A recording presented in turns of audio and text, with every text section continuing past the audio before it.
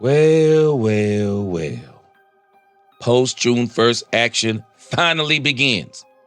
And the Green Bay Packers set it off the way many of us thought they would. They have released Jaire Alexander. And there's a lot of interest out there from Dallas Cowboy fans. Some of us are like, yeah, bring him in, and some of us are like, no. Well, after doing some research, I'm going to give you 3 reasons why the Cowboys will not and should not consider Jaire Alexander. Let's talk, Cowboys. We're about to talk facts.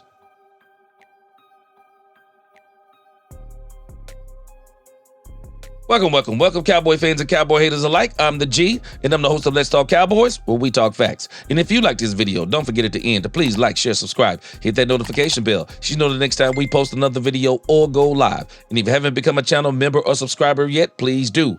We have a lot of great things coming in the future. Now let's talk facts. Jaire Alexander.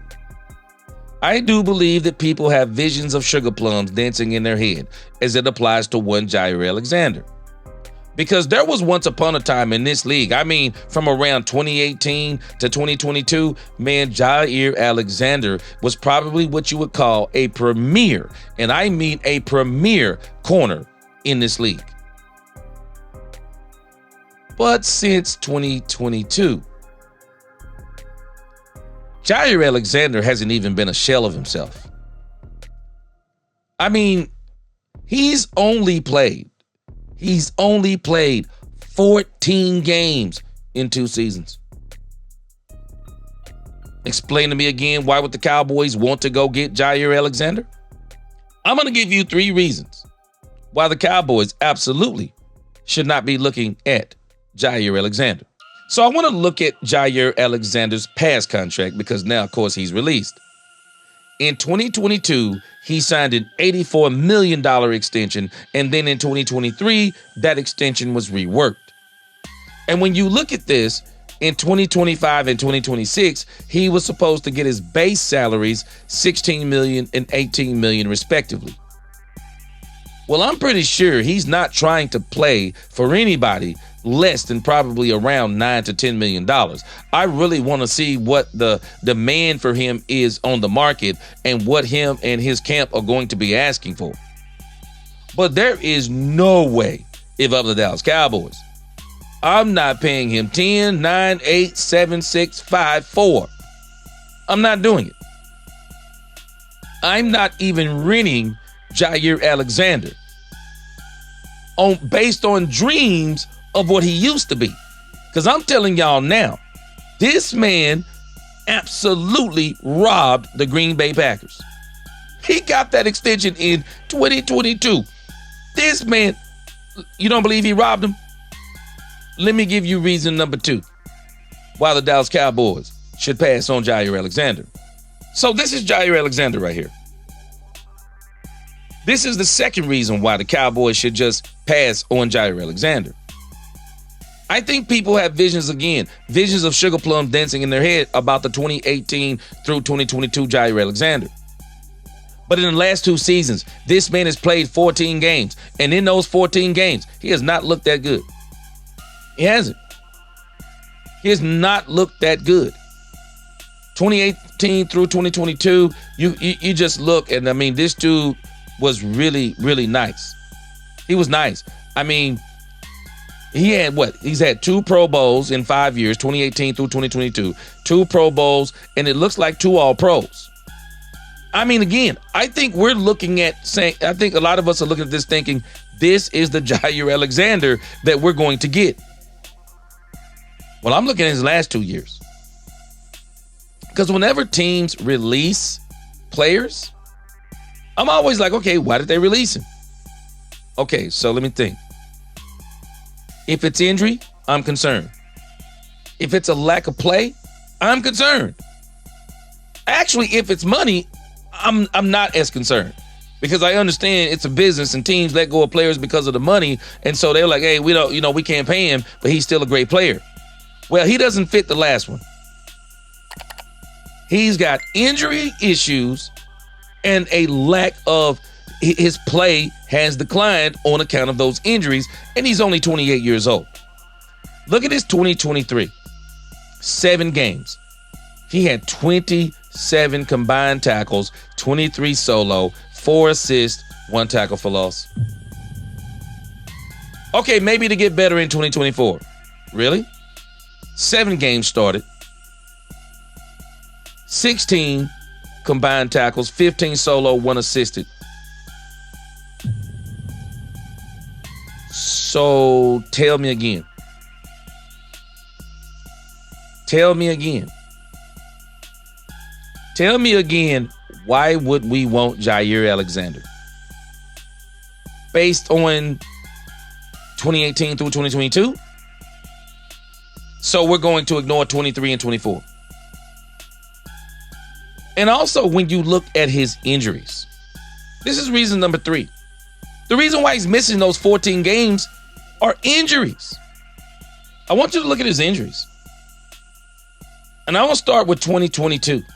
Look at this. Growing. Back. This is 2022. Growing.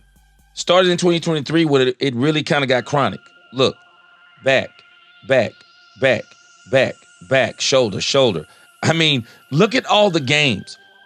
Quadricep. Knee. Growing. Knee. This going into 2024. Why would we want to do this? Why would we want to do this?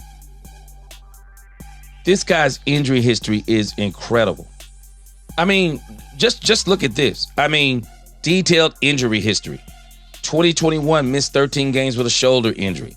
2023 missed 10 games due to back and shoulder injuries. 2024 missed 8 games, including the wild card round due to knee injuries. I mean, Dallas Cowboy fans, why would we want these kinds of problems?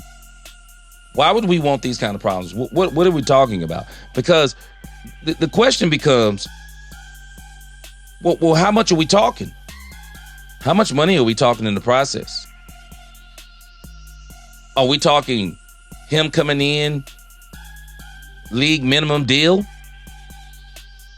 $3-4 million, $5 million max with incentives?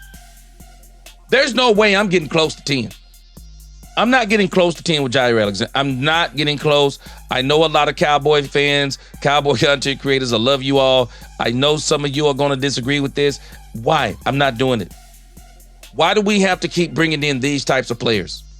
We already got enough of these players on the team right now. These second chance players. I like the players that the Cowboys are giving these second chances to. Guys like Peyton Turner, Paris Campbell. I like those types of things. But there's another reason. I'm going to give you a bonus reason of why I just think we need to pass on this. Man, we got Jaire Elam. You can knock Jaire Elam all you want to.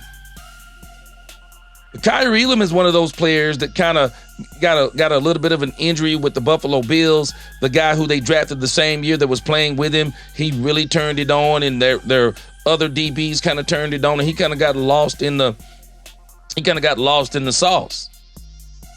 But OTAs, one of the names we've been hearing about is Jaire Elam, and they're saying he's the fastest defensive back in camp right now. Jaire Elam, I do believe. You want to talk about somebody that has something to prove? It's Jaire Elam. High round draft pick. I mean, this guy, I think he's a very athletically gifted kid. He's young. Why not see what he is? Because I got news for us. That's all we're going to be doing with Jaire Alexander if you bring him in. We got to see what he is. Because his last 2 years, if his last 2 years is what he is, why would we choose him over Jaire Elam? Because of what he was 3 years ago? Because of the first 5 years of his career? Why? At some point, Dallas Cowboy fans, at some point, we are going to have to roll with what we have. You don't just get to say you want a veteran presence at every position on the team. Well, I guess you can on your team. But at some point, you're just going to have to say, these are the guys we're rolling with.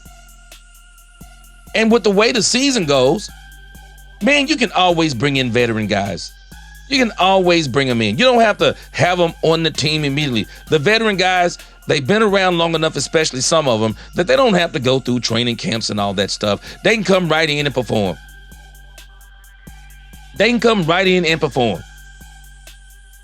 Keenan Allen is going to go to somebody's team this season, and he's probably not even going to do training camp, and he's going to be just fine. Stephon Gilmore, if the Cowboys really feel like they need a veteran presence, they want to get to stabilize the room, we can bring in Stephon Gilmore at any point during training camp.